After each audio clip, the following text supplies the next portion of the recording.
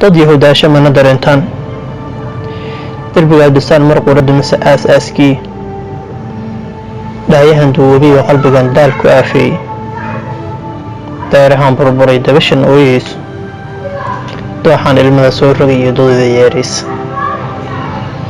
waxaa reer baki ugu darnaa ugu dulmeerayo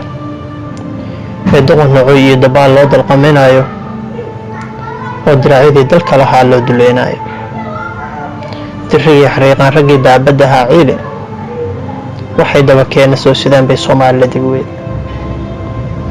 qaladadooda weyn bay qodaa waana dibad joog waxay dadaal iyo hog weyn dawaariso dugsigeeda weer baahantiyo maalmo dabadeeda wax la dira dadkaygaa jiroo tii daraab dhugane waxay soomaali 30 sano diifta oo la jiiftay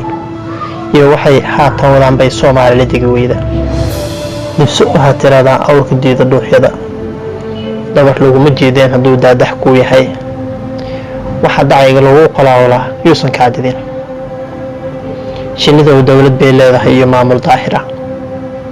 iyadooba kala dambayn iyo shaqaysabad ku joogtahay haddii dul ilaahay dariiqii ka leexdaan dumarkii iyo carruurtuu shaydaanku didayaa dabadeed ka haystaa ninkii doonayow taa arrinkaa daliilkeed diintay ku taallaa daliilkeed wuxuu yahay ilaa ay dulloobaan ilaahay ma doorsho dadka daacada ku toosan dib u eega ayaa xisaabaha dambeeyayo qiyaamaha daneeyo hablaheena darajada dayaxa dusheena iyo dahab lagu mataalay duduub oraah iyo walaalnimo midkaa diin wadaagtaan iyo u diideen gabooyada ee tiraahdeen ma geeyaan inay deeqaluula dahab iyo naciimo gaal aan diin lahayn iyo jamaican baa u dalaq yiri madow baana duufsaday oo nadaa ku oran karin